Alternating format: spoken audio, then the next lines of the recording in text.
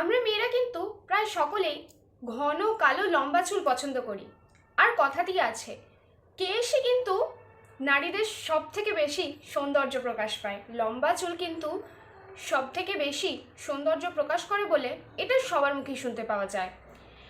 আর সেই চুল যদি ঝরে পড়ে, সেই চুলে যদি একেবারে বেহাল দশা হয়, ড্রাই হয়ে যায়, রাফ হয়ে যায়, প্রচণ্ড হেয়ার ফল হয়, সেটা কি মেনে নেওয়া যায়? একেবারেই না। আর এই চুলই যখন অতিরিক্ত পরিমাণে ঝরতে শুরু করে, স্ক্যাল্প দেখতে পাওয়া যায়, প্রচণ্ড ড্রাই হয়ে যায়, তখন তখন কিন্তু আমাদের কনফিডেন্স লেভেলটা একেবারে নেমে যায়। কোনো কিছুর সাথেই কিন্তু আমরা যত সুন্দর করেই সাজি না কেন, আমাদের মনে হয় কোথাও একটা খামতি আছে। আর সত্যি বলতে নিজেও নিজেকে কিন্তু দেখতে একেবারেই ভালো লাগে না। তাই আমাদের মেয়েদের কিন্তু শুধু চুল থাকলেই হবে না, চুলটা কিন্তু ঘন কালো হতে হবে। এবং এছাড়াও কিন্তু আমার মতো অনেকেই লম্বা ঘন কালো চুল পছন্দ করে। আর সেটা মেনটেন করার জন্য যদি সেই সময় হেয়ার ফল হয়, এখন মার্কেটে অনেক রকমের হেয়ার প্যাক বেরিয়েছে, হেয়ার অয়েল বেরিয়েছে, অনেক রকমের ট্রিটমেন্ট পার্লারে গেলে, ডক্টরের কাছে গেলে হয়। বাট সত্যি বলতে সেটা কি এতটাও বেশি বেনিফিশিয়াল হয়? মার্কেটে যে নানা রকমের ট্রিটমেন্টগুলো হয় সেটা কি এতটাই পিওর হয়? Obviously not. অনেক বেশি কেমিক্যাল থাকে। এটা ছাড়াও যে মার্কেটে তেলগুলো পাওয়া যায়, ওটাও কিন্তু যে ইনগ্রিডিয়েন্টসগুলো লেখা থাকে সেটা কতটা পিওর আর এক্স্যাক্টলি সেই ইনগ্রিডিয়েন্টসগুলো আছে নাকি নেই সেটা কিন্তু আমরা বুঝতে পারি না।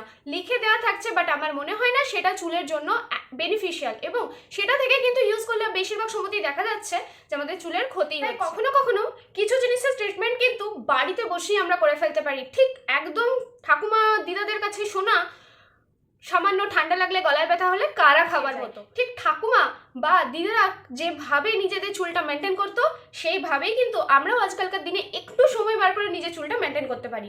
তাহলে আজকের এই ভিডিওটা শেষ পর্যন্ত দেখতে হবে কিভাবে আমি আমার চুলটা মেনটেন করি সেটা দেখার জন্য। তো welcome back to my channel Tanoyaz uncut life.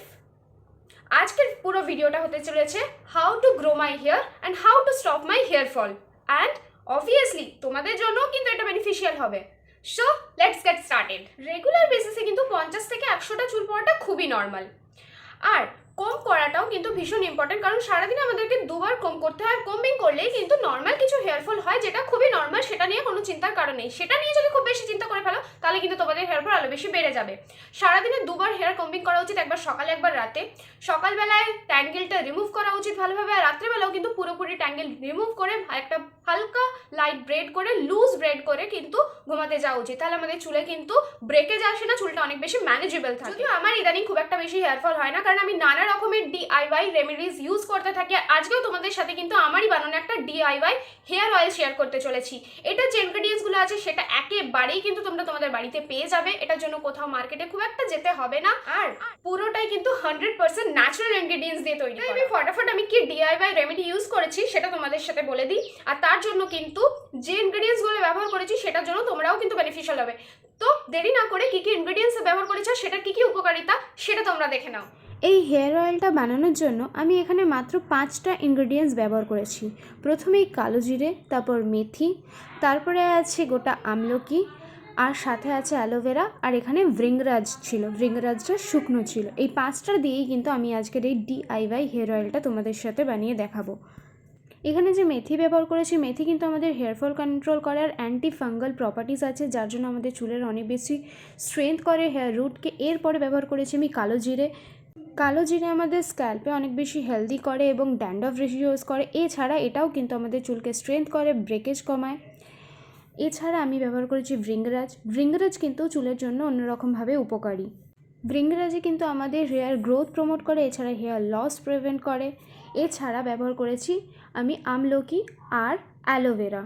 আমলকিতে কিন্তু ভিটামিন সি আছে, যার জন্য এটা কোলাজেন প্রোডাকশন আর আমাদের হেয়ার গ্রোথকে ভালো করে। আর আমি বাড়িতে থাকা অ্যালোভেরা নিয়েছি গাছ থেকে। তোমাদের কাছে যদি গাছের অ্যালোভেরা না থাকে সেই ক্ষেত্রে তোমরা কিন্তু মার্কেট থেকে অ্যালোভেরা জেল কিনে সেটাও ব্যবহার করতে পারো।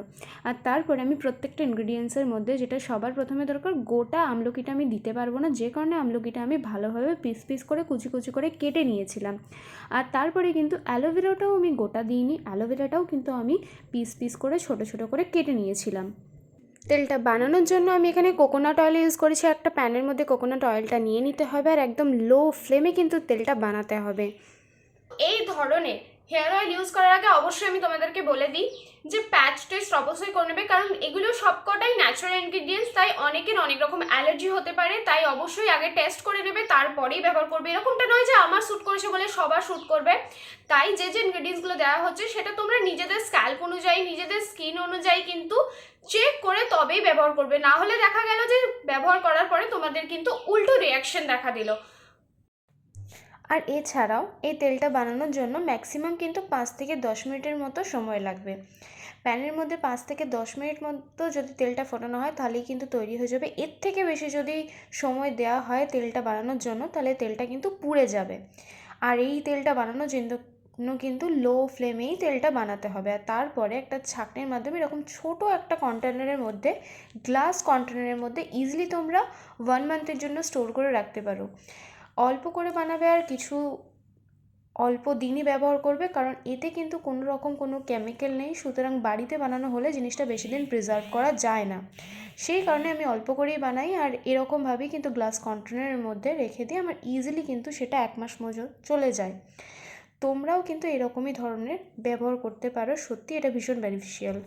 কিন্তু এই ধরনের হেয়ার অয়েল ইউজ করার আগে অবশ্যই আমি তোমাদেরকে বলে দিই যে প্যাচ টেস্ট অবশ্যই করে নেবে, কারণ এগুলো সবকটাই ন্যাচারাল ইনগ্রিডিয়েন্টস, তাই অনেকের অনেক রকম অ্যালার্জি হতে পারে, তাই অবশ্যই আগে টেস্ট করে নেবে তারপরেই ব্যবহার করবে। এরকমটা নয় যে আমার শ্যুট করেছে বলে সবার শ্যুট করবে।